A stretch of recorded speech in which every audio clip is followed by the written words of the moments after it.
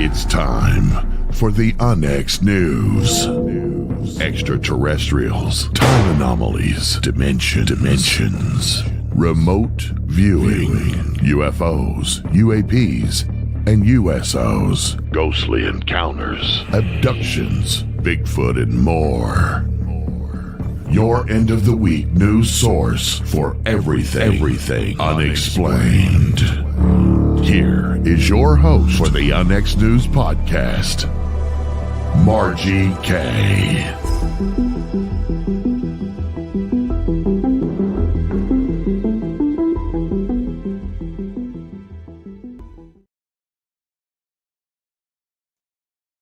Hello and welcome to UNX News. I'm your host, Margie K, and we are here every Friday at 6 p.m. Central, 7 p.m. Eastern Time.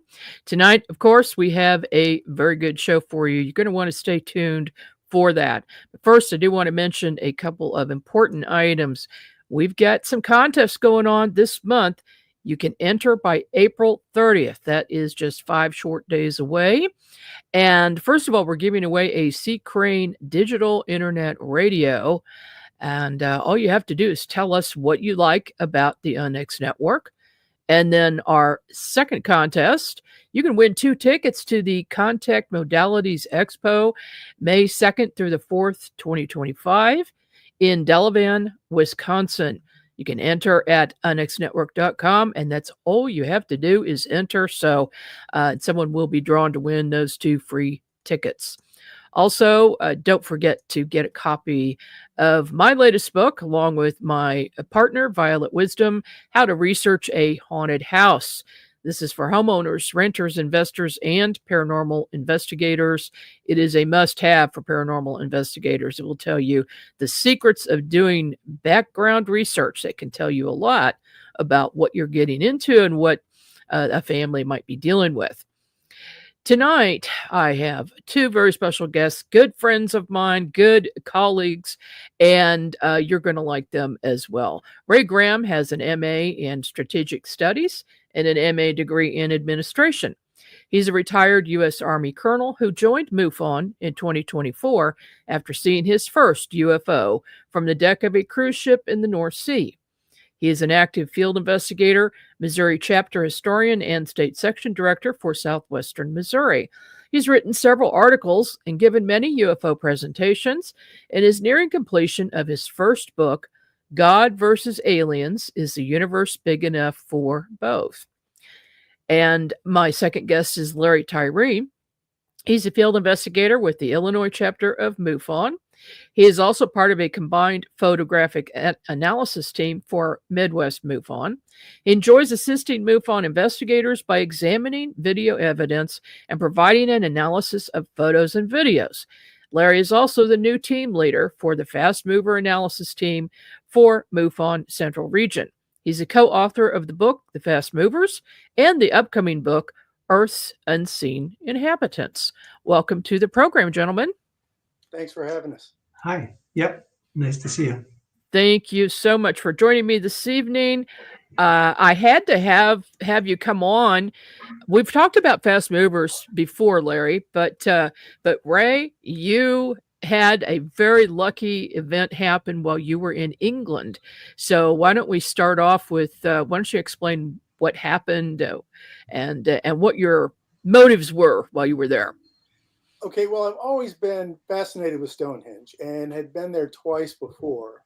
But since becoming a MUFON field investigator just over a year ago, I was researching more and reading about it being a UFO hotspot and the different aspects of the druids and their beliefs and their belief structures, and then fascination with the stones and how they were moved in place way before it was able to have even wheels to do that. And I've always found it very fascinating. So I decided to go back there after becoming an investigator to do a CE5 experiment, which I can talk about when we get to the slides, and see if I could find any NHI or any UFOs over the Stonehenge region and see if that hot spot was a real thing.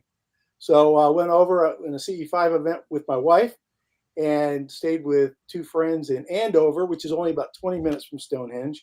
And we conducted a CE5 event. And I thought, I would just calibrate equipment and make sure that I could carry everything that I planned and carry on luggage and things like that. But we were actually able to see a fast mover, and my good friend Larry did the photo analysis on it. And so Okay. that's how that came about. So I've only been back for about a week and a half, maybe 2 weeks. Yeah, so this was a recent event, which is always exciting when you can talk about it right afterwards. Larry, why don't you give us a little bit of an idea of what fast movers are and how you discovered them? Fast movers. Well, I'll have to mainly tell you how I discovered it, and that'll give it away. When I first started seeing UFOs, it was in 2014. And I realized at the very beginning that I wasn't doing very well. I needed to get a better camera than what I had. And so I got a decent one and started taking some videos. And these were just random videos. And I discovered one that was shooting up, and then it took a dip down and then went up again. Basically, it was shooting up, and then it took a 90-degree turn, and then a precisely 45 degree. It wasn't 40 degrees, it wasn't 48 degrees, it was 45. The 90 was precisely 90. And, you know, stuff just doesn't do it that precisely. And, and it did a zigzag going up. But the only way I saw it was by going frame by frame.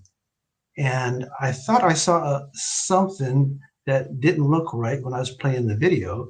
And so I went back to that spot and started going slowly, you know, frame by frame. And that's how I saw it. And that's basically the story with any fast mover.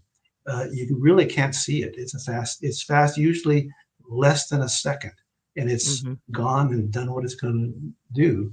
And so you really, when you look at a video, I find that I need to just scan it slowly for anything unusual that could be a fast mover. And it's amazing how often they are there. And you've been doing, you know, this video analysis work for quite some time and seen many, many videos submitted by investigators and witnesses. And so I would say now you are probably the expert in the field of fast mover video analysis.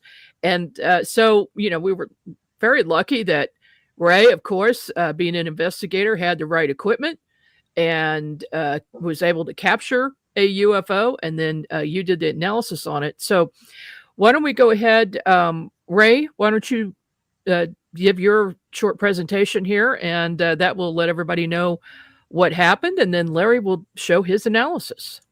Okay, great. Okay, well, thank you for the introduction, Margie. And first of all, I have to credit Larry right out of the chute, because I had seen previously where he had shown us images of these fast movers, and it's only in an instant that you see it.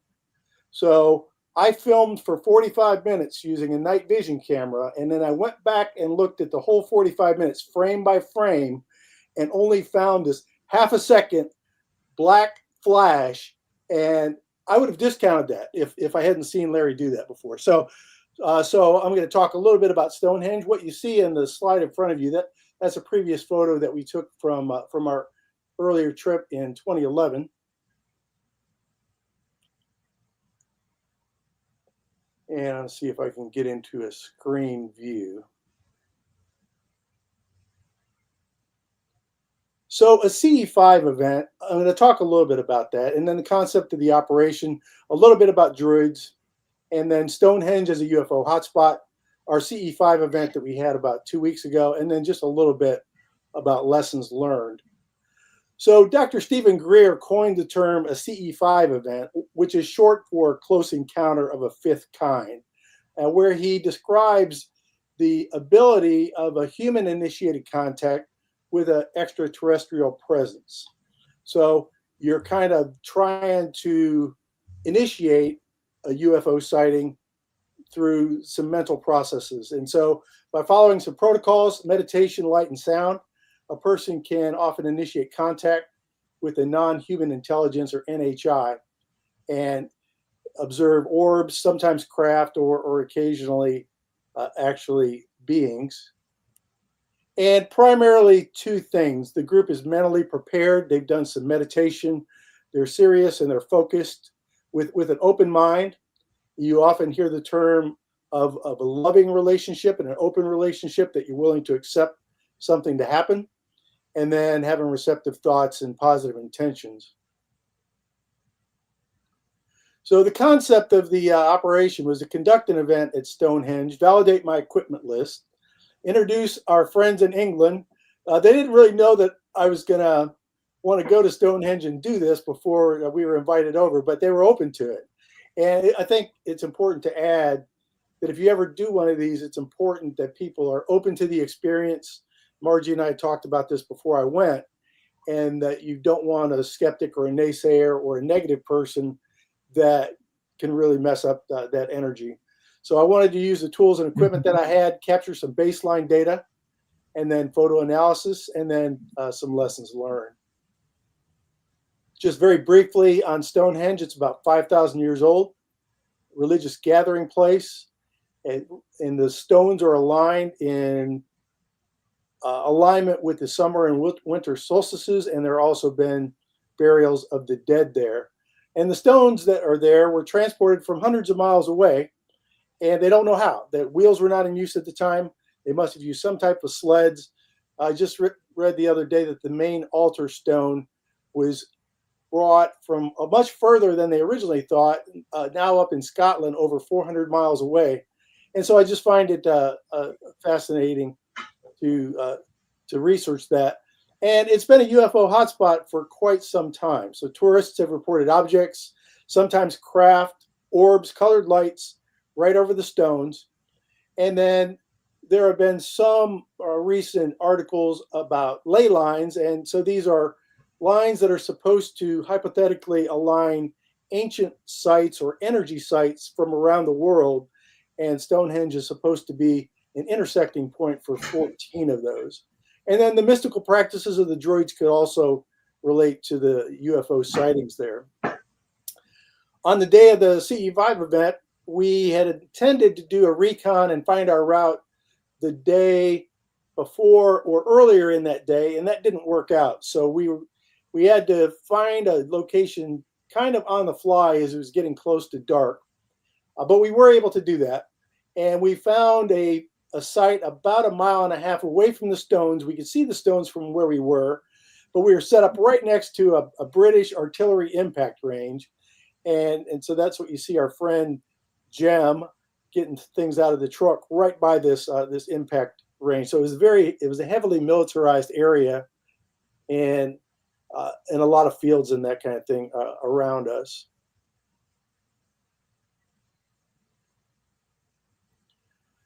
What you see on the left is a little bit of the equipment that I had set up. It's a custom head I made for my camera, and then some of the equipment that I had with me. On the right-hand side is all of the UFO gear that I took, and I was able to fit all that into a carry-on bag through the airline. So nothing really out of the ordinary. The Psionics Pro camera is a night vision camera. That was my primary camera that I took the images that I'll show you. And then the FLIR One thermal camera, if you see on my tripod, that's my iPhone with the FLIR camera operating through the iPhone. So, and then I was also filming through a GoPro and through my iPhone 16 Pro. So I won't talk about all the rest of that equipment. We can certainly talk about that a little bit later if anybody wants to go into more detail.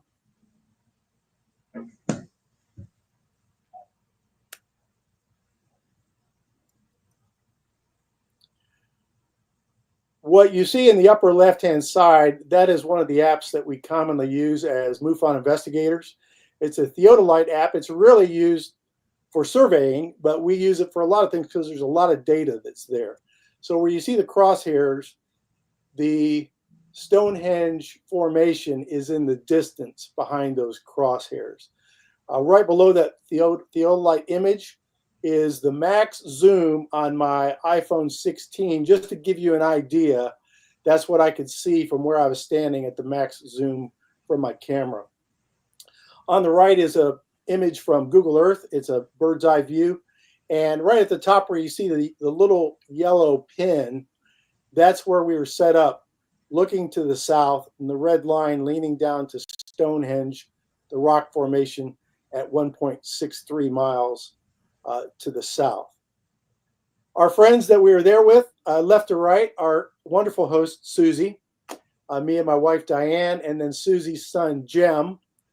And just below that, the image of Stonehenge, we took that image that day from Alpha 303, A303, which is the main highway that runs along the side of it. On the upper right-hand side, you can see the timeline. We got there about 7:30. It wasn't quite dark yet. I took some wind readings, some temperature, magnetic field readings, spectrum readings about 7:40. All of my readings were absolutely normal. They were normal from a baseline I took the day before in Andover, and then they were also normal that day. I filmed continuously with a Psionics camera, and then we packed it up and closed it out about 8:45. During this event, I used laser flashes with a laser pointer with a diffusing head, and then I also played some Native American chanting music with drums over a Bluetooth speaker in hopes of stimulating some type of activity. We also had an unexpected encounter with a guy who claimed that he was the head druid, which was totally unexpected. And he came wheeling up on us after we had only set up for just a few minutes and announced that he was the head druid, wanted to know what we were doing there. And here you see an image on the left, just as it's getting dark, from my phone.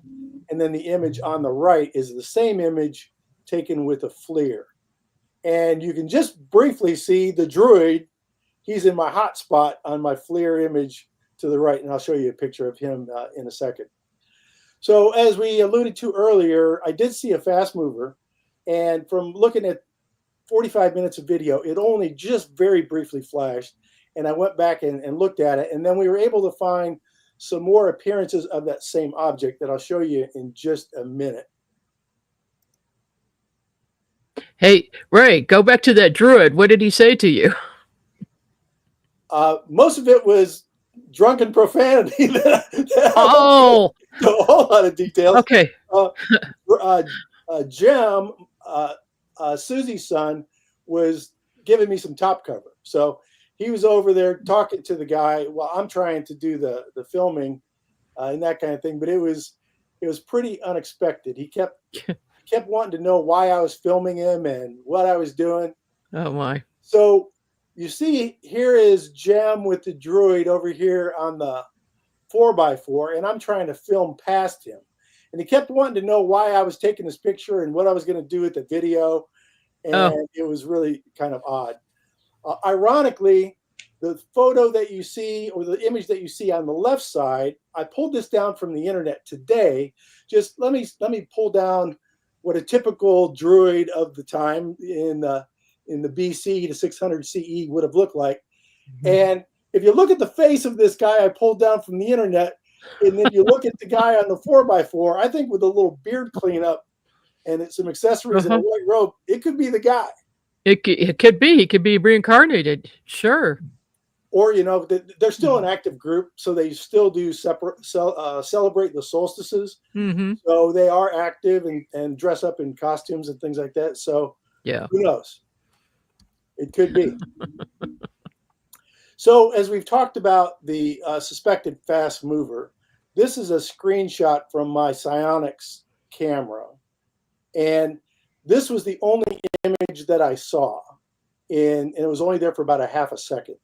And so I sent the video to Larry. I sent him this still image. And we were able to go back and reconstruct it with Larry doing his magic. He was able to break this down, and I'm going to show you that. Mm-hmm. When I hit the next button, you see 4 circles on your screen. And when I hit the next button, it's going to start a loop of this video. And as I start that, you're going to see a truck that goes by on the road in the bottom. And then immediately after that, you're going to see the same object appear in each of those 4 circles, moving from left to right. All right. Well, I hope that I can make it run. I just skipped over it without playing, Margie. All right. Well. All right. Well, darn it. All right. Well, Yeah. hopefully we will be able to revise that so we can show that playing. But this is part of the video analysis from that Larry did.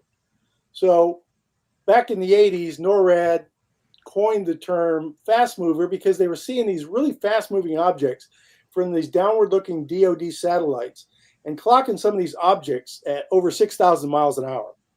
And so what Larry did was he broke that video down into separate frames, and where you see that yellow number 1, if you look right below that number 1, you can see a really faint dot. That is the first image of the fast mover. The red dot just to the right of that is the second image. The third dot right next to that in blue, and then there's another one on the video that I captured as it got up into the tree line in the upper right-hand side. So, and all of that took place in 0.27 seconds. So we don't know how fast it was going because we didn't have a frame of reference that we could compare it to and to be able to triangulate. But it must have been going at least a few thousand miles an hour across the sky that fast. That's a little speculation on my part. Yeah. But under the number 2, you can see the enhancements that Larry made of the initial object. So the actual object from the video is the little dot on the top. Below that, he was able to pull out what the shape of that object was. And then in the bottom where he enhanced it, he was able to clean up the edges. So you can see that that object is a different shape than when it appeared in frame number 3. It had become more round. It was really quite different. So, and we know that from previous fast mover encounters that Larry's investigated before, that changing shapes of these is not an uncommon thing. It looks like it gets bigger too. It is coming from farther away to closer. So under number 1, Larry, do you want to add anything? You did all the work on this. Well, yeah, it's coming in at an angle towards us. And so that's why, for one reason, it's so much smaller and fainter. Then as it gets closer, it gets larger and darker. And so that's why, that's happening. Mm-hmm. It's not going, exact distance, the same distance. It's coming at an angle towards us. So. You know what I find interesting about this and others that you've analyzed is that the distance between each of the frames or where you capture it is an equal distance. Does that make sense? So for the distance from 1 to 2 and 2 to 3 looks like it's pretty much the same. It just depends on the dynamics of what's going on. But yeah, I mean, they're going so fast that when you do just see one going in across the frame and, say two frames across the screen in 2 frames, then yeah, they probably are going about the same speed. So and that would be the true also for the one you just showed there, Ray. It's just that the distances are different because it's the way that it looks. It's the parallax. And it looks differently as it's coming from away towards you. Thank you, Larry. Okay, I have just a couple of observations and then just maybe 2 more slides. So from my observations, the droid showed up very shortly after we got set up. We had really only started filming before he showed up, and he stayed for quite a while. He probably stayed for 20-25 minutes. The fast mover, there were 4 of us there, and none of us were able to see it with the naked eye. So if you remember, we talked about only flashing for about half a second. None of us really would have seen it. So we left there thinking that, oh, darn, it was a fun time. We had a great event, but we didn't see anything. And it wasn't until I was at home and able to analyze it on a 27-inch screen. So The sighting took place before I shined the laser pointer with the diffusing head, and before any of the blazing bear drum chanting. So those apparently didn't really have anything to do with our success. And as I mentioned before, all of the equipment readings were normal. A few lessons learned. I would have liked to have done the recon and site selection with a little bit more prep time. We were a little bit rushed, but it worked out fine. And I knew from our last visit, the Stonehenge Visitor Center closes at dark, so we would not have been able to see the monument from the visitor center. So we had to go out that perimeter to that 1.5 miles away. That was absolutely as close as we could get to it without going in through the gate. I found that the FLIR camera used a significant amount of battery power, and I ran out of juice really pretty fast. I needed to have an auxiliary power source hooked up to that while I was filming. The other thing that I found is that FLIR camera works through my iPhone, and I couldn't film with both the iPhone video and the FLIR at the same time. So that was just a minor lesson learned. And probably one of the best lessons learned is I found that I could pack all that stuff just in carry-on. So it was pretty much all of one carry-on bag, but I was able to get everything, including one of my tripods that's not my best tripod, but it collapsed small enough that it fit, and I was able to get everything. Probably the only other thing that I would have added was a laser rangefinder so that I could have ranged the power lines and the trees that might have helped Larry a little bit more with his analysis. Mm-hmm. So it was a great event. It was a success. It met all of my objectives. Our dear English friends, Susie and Jem, thank you for having us there. It was a very special event, very time spent with them. And meeting the head druid was unexpected. It was an unexpected bonus. And I wish I would have had a chance to talk to him rather than being focused on what I was doing. But all in all, it was a very positive experience, and glad that we went.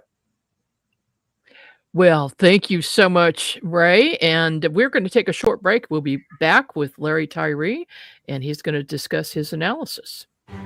Tickets are now on sale for Rebels of Disclosure 2025, May 12th through the 15th in Grafton, Illinois at the beautiful Pierre Marquette Lodge and Conference Center.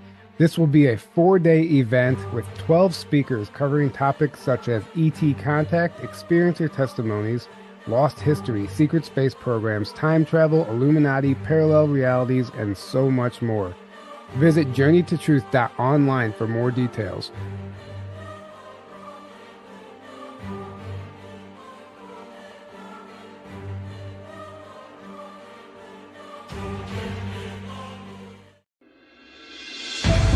The new book, How to Research a Haunted House by paranormal investigator Margie Kay and professional researcher Violet Wisdom, is now available from Unex Media. This one-of-a-kind book explains how to do research on a house with uncommon methods and resources used by historic home researchers, and how to determine who may be doing the haunting and why. How to Research a Haunted House can be used by homeowners, renters, investors, and it should be in the library of all professional paranormal investigators. Get this unique book at unexmedia.com or amazon.com. That's unexmedia.com or amazon.com.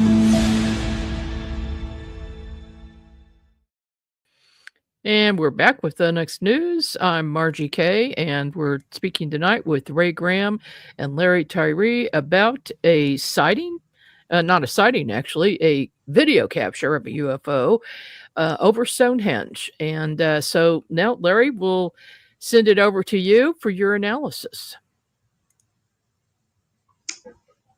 Okay, I'm actually going to be showing some examples of fast movers since we wrote the first book. Mm-hmm. Okay, that's as big as it's going to get then, right? I think you need to put it on slideshow. At the top middle. Yeah, for some reason I'm not able to access my. Oh, you don't see okay, slideshow? there we go. Okay, there we go. It had disappeared. There you go. Right there. Yeah. Okay. Hmm. Is that the next slide? Well, it's not showing slideshow, even though you've selected it. It's not doing it, but we can still see it. I mean, did I would, the slide move though? no, the slide didn't move. It's on the beginning slide. There we go. You're seeing that Yeah. now? Okay. Yes. Well, maybe we'll just stick with that. Okay. Okay, so what is a fast mover? I'm going to start with some of the ones that really got my attention early on. And this would be in August of 2014 when I was first starting to see UFOs. And we're going to see a clip here, if it'll play. Are you seeing it? Yes. Oh, that was fast. Now, let me play it again. This time, you know what to look for, sort of. Yeah. There's all kinds of things flashing across the screen. There are. Well, this is one of the objects from frame 24 to 25 to 26 that went across the screen. You see how it's kind of like tucking in its ailerons or its flight wings, but it's not an insect, however. If you look at insects, they look very different. They don't have wings that change shape. They don't. They have They have three different parts of the body. They have antenna. They have legs, and you see none of that as this thing flies across. And it just went across so fast it was hard to follow it. Here's actually some of the objects that were in there. There was this real light white ball, sphere, another is intensified. And then here there's a black one, there's a white rod. I'm not sure what you would call that. This, when you look at it in some ways, it is reminiscent of Starship Enterprise, but I'm sure that's not what it is. So anyway, that was just a few of the objects that flew by real fast.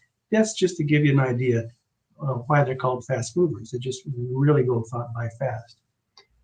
And then in July of 2016, I took a random video and was really surprised. I didn't look at it for a couple months, actually. I just took the video, and then I was all surprised to find out what happened.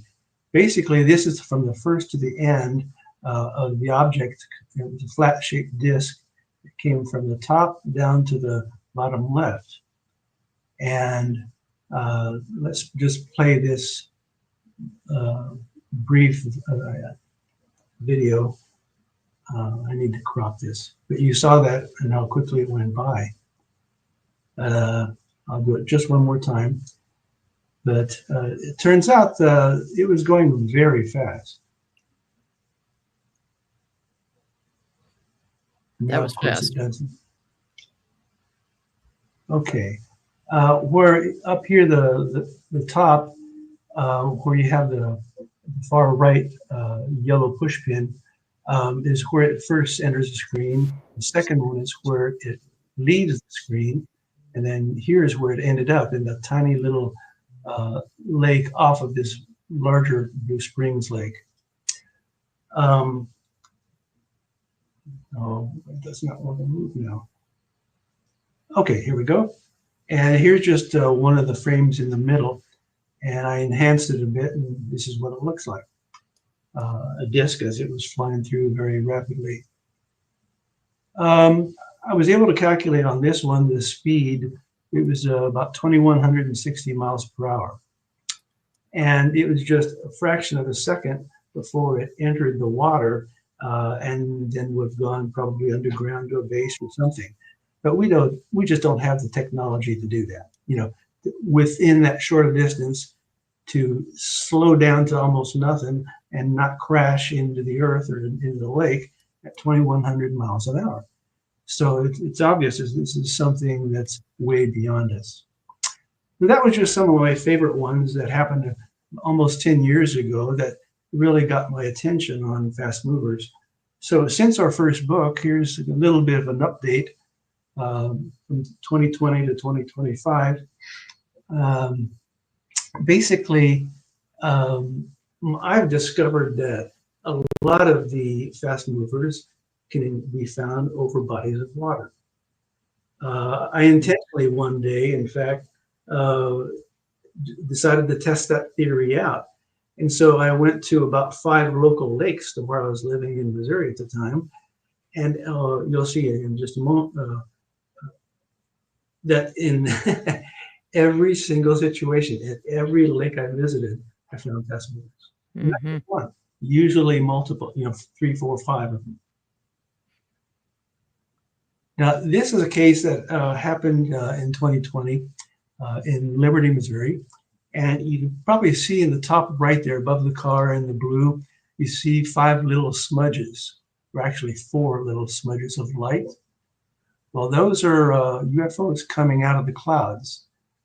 And here's they're a bit better to see, but mainly you just see the light because they're still being hidden a lot by the clouds that night.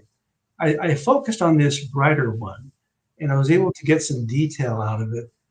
You can actually see a line separating the top and the middle. There's actually another one up here on kind of a rounded bump near the top. So these were going so fast that the person who was taking photos of his car that night in Liberty didn't even see anything, had no idea. Mm-hmm. It just happened to catch this as he was filming. And I was able to track what direction it was going and so on. I was able to calculate also that the size of the craft is about 30.5 feet long. I was able to ask Margie to do a remote viewing of these craft, and she was able to find that in this first one there were 5 grays. And 1 tall gray, and then there were 5 grays at consoles in this one, the middle one, another tall beam, and the same thing with the third one. And then in the last one, it's very faint, there were just 3 grays in that one and a tall gray standing. I forgot all about that, Larry. It's a good thing you wrote that down. Yeah. Now we're moving to a Lowe's parking lot where a witness was thinking that what he was looking at was a UFO. Turned out to be a large aircraft. But I discovered in this particular video that there were 8 fast movers. I'm just going to show a couple of them here. But interestingly, and this one, you can see the object move through in 0.16 seconds. This one, see how it changes? It changes the direction and so on. Mm-hmm. Then there was a secondary object near the bottom there also. Now I enhanced the top one to show you what it looks like, and it turns out that this is about half the size of that craft that's flying through the air. It's an aircraft, and it's about 117 feet long, where the aircraft is about 234 feet long. The reason I know this is this particular fast mover went right through the contrail. Now, I won't take the time to show how that happened, but so we know that it's at that distance, and it's at the, and so we were able to easily track the size of it. What was interesting about that case is that the person who was taking the pictures thought that aircraft was a UFO. Yep. And that yep. was his reason. But of course, he didn't see there were actually fast movers around it. Exactly. And that's always the case. People are just unaware that these things exist. And I find all of them, I find them all the time. Mm-hmm. And so here's a second time I went to verify what was going on, and I found a bunch more fast movers on that occasion. And you can see how it changes. Even here, it changes in shape, just like the video from Ray's experience.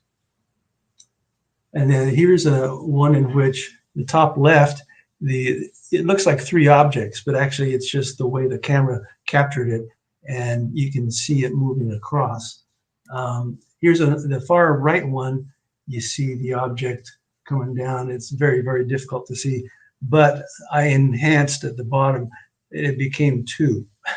It merged into two. And by the way, it was the size of a basketball at 3,800 feet, which was the cloud base. It was just right under the clouds, traveling at 4,800 miles an hour. Here's that UFO hunt I was telling you about. So there was one I captured, and I enhanced one of the images. This one was going relatively slowly at 547 miles an hour. Here's another lake. I found these two going across in different directions. About 1,400 miles an hour on the larger one. What do you think the reason is why they're hanging around lakes so much? Well, I lived about half a mile from the Blue Springs Lake. And every day that we lived there, over the years that we lived there, at any time of the day, I could go and take a random video, and I would catch fast movers either going down into the lake or coming up from the lake. Mm-hmm. Now, there has to be a reason for that. I believe that they have a base down underneath the lake. It's not in the lake because it's too shallow, but underneath the lake, who in the heck's going to be able to go down there and visit them? And so, that's why I believe that there's, in many cases, there are craft living, or the inhabitants living in some kind of a base down below it. So here's another one, 1,257 miles an hour. The size of that particular object, about 8.5 feet in diameter. Now here's one that a witness submitted. You see the two frames at the bottom right that are in black. That was to enhance the object. And basically I was able to prove that it was flight Southwest Airlines flight 663. But in addition, I found a bunch of fast movers. Of course. And so you see some of them right there. And then about a month, in fact, it was exactly 1 month to the day, they had another sighting, and they sent that one off because they were sure that it was a UFO. And the center image is what I was able to make it larger so I could see what was going on. And it turns out it's that type of plane on the far left. And you can sort of see, once I've enhanced it and opened it up, you can actually see the tail a little bit as it's hanging up there. But once again, I also found some more fast movers. And you see changing the angle as it flies. In fact, on the right-hand one, it makes a real severe turn down. And once again, here's some more. Now, this one here is an interesting one. This is once I moved to Chicago, I was assigned this one case where there's this object only in one frame. And I enhanced it, and you could actually see it blurred as it was rising. And we were able to calculate that this one was going very rapidly. We don't know how far away it was, but for example, if it was 4 miles distant, it would have been traveling at about 3,900 miles per hour, which is about Mach 5.2. Down to, if it had been, for example, a mile away, it was traveling at about 972 miles an hour. It just depends on where it was, and there was no way to tell for sure. All we know is we were lucky to, the witness was lucky to capture that particular image of the, it looks tic-tac-like, doesn't it? And then here's one that it turns out that the object happened to be identified as a plane. But then I caught several fast movers in this case. And the one on the left here, it's really a nice shape. It's very, very interesting. The one on the right is very, very odd. In less than a second, 0.93 seconds, it started at the bottom and it made this all these different jigs and jags going up and then left, all that in less than a second.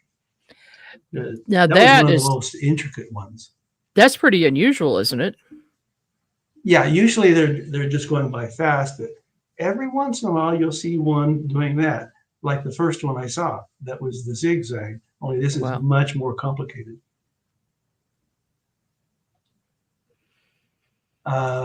We like to do sky watches in MUFON around the World UFO Day, which is June 24th. And so, helping in that spirit, I went out the night before just to see what was going on. I think we were having a coordinated event that night.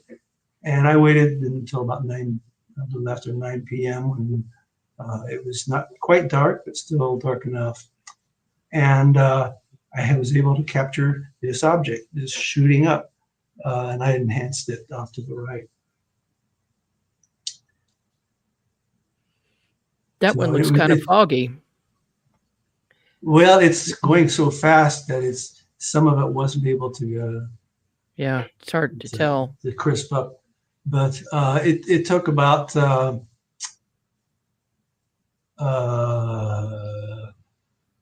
thought, 0.4 seconds. Yeah, is how long it is available. That's still moving pretty fast. And altogether, I've investigated about 306 cases, of which 171 were MUFON assigned to me. 135 I've done consulting for other field investigators. Then when you add my personal ones, it comes to over 306, would be 346. And I've found that about 20% of all the cases are fast movers. So that's 1 in 5. Well, that's 20% of anything is a significant number. And, you know, in ufology, we have been used to hearing about and talking about what you would call standard UFO, the one that's stationary or it's moving so that you can see it. People are just now getting a handle on fast movers. There is a YouTube channel by Dr. Robert Shipe, and I've had him as a guest on this program.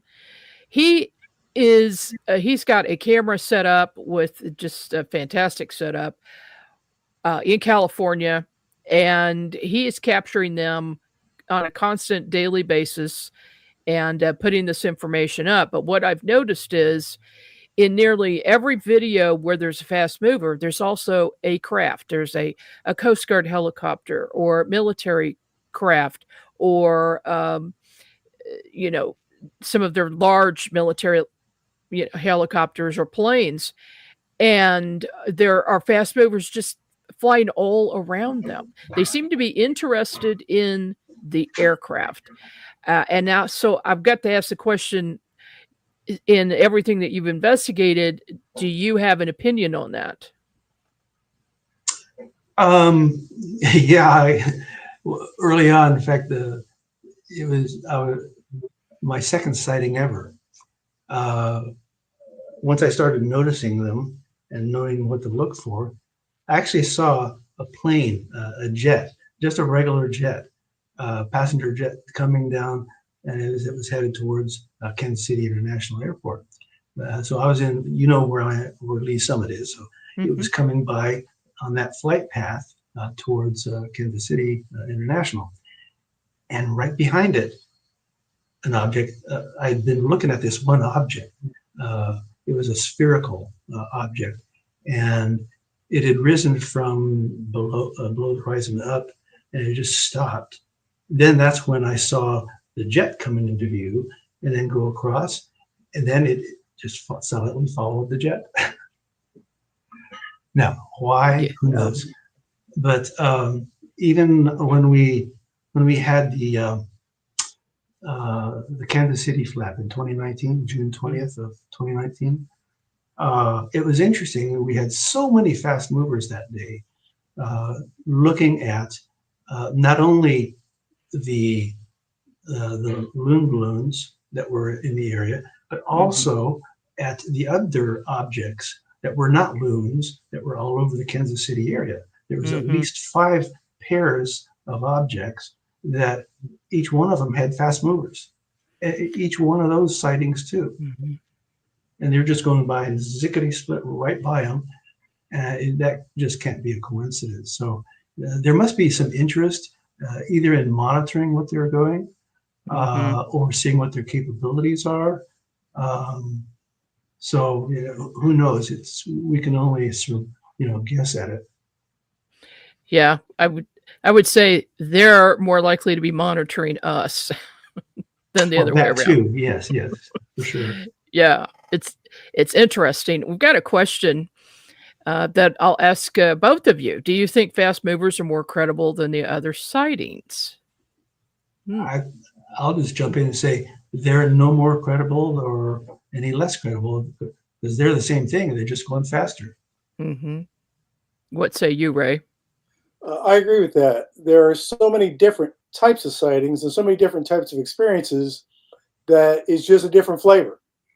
I believe the phenomenon is real. I think, and the fact that it's more subtle in an environment like this, you're not going to be standing out and just see it with your naked eye. And so I do believe, along with Larry, that it's just another type of UFO, and I think it's as legitimate as any other one might be. There's all kinds of shapes, like Ray was alluding to. We've got all kinds of shapes in the catalog that we in MUFON are asked to say, is it this or this or this, and so on. But we've got new ones that have never been added that also ought to happen. For example, there are gigantic ones that have been observed near the sun. We just don't even have a category. We just don't even talk about those. And there's others that are unseen as of yet. But a lot of people say they've had experiences with them by either being abducted or whatever, and they go and travel and see these gigantic things that we've just never seen from Earth. So anyway, there's just a lot of different kinds. Okay, we've got another question from chat, so this is for both of you. Did fast movers have anything to do with flight MH370?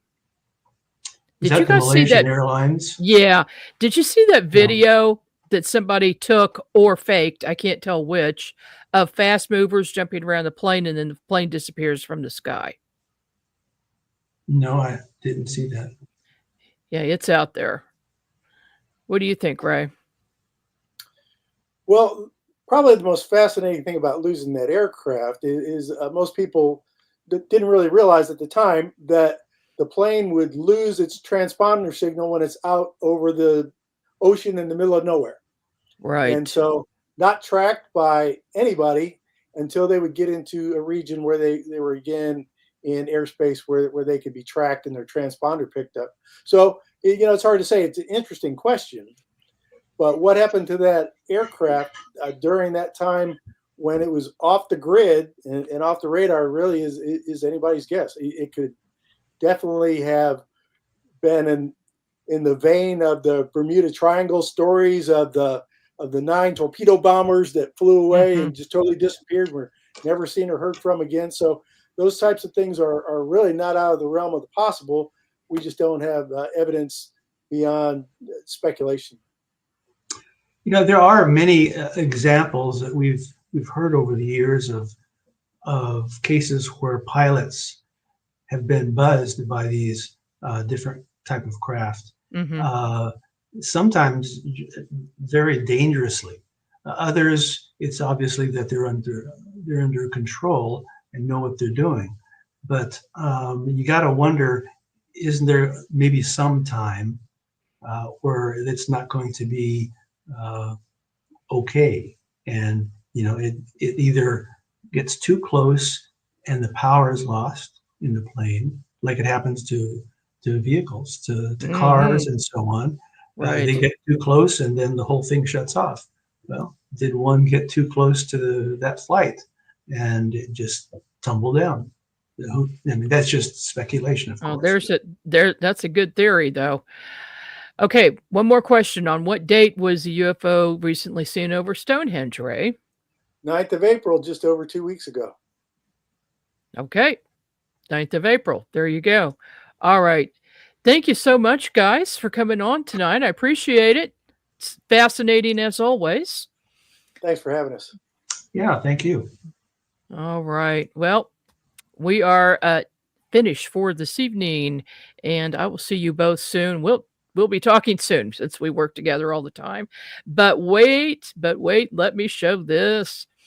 This is our Fast Mover book by myself, Bill Spicer, and Larry Tyree, with his pen name is Wayne Lawrence.